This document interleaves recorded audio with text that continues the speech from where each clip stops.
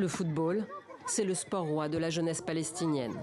Ce jour-là, sur la pelouse synthétique du camp d'Aïda, près de Bethléem, une cinquantaine de garçons âgés de 5 à 10 ans s'entraînent très sérieusement.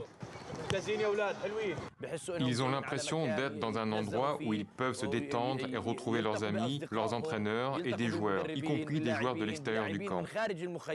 C'est considéré comme un parc, un jardin et un terrain de jeu.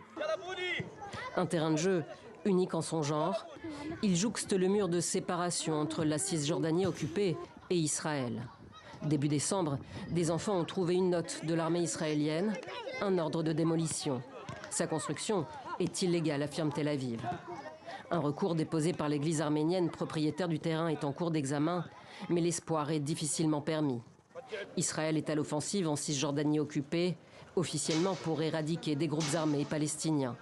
Et le cabinet de sécurité approuve ce dimanche la création de 19 colonies, annonce faite par les services du ministre des Finances d'extrême droite, Bezalel Smotrich, lui-même colon.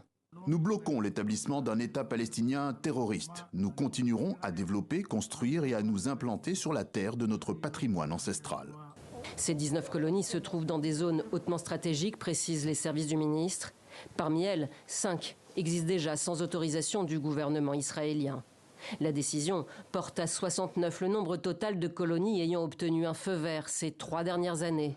Hormis Jérusalem-Est, occupée et annexée par Israël, 500 000 Israéliens vivent aujourd'hui en Cisjordanie, des colonies illégales au regard du droit international.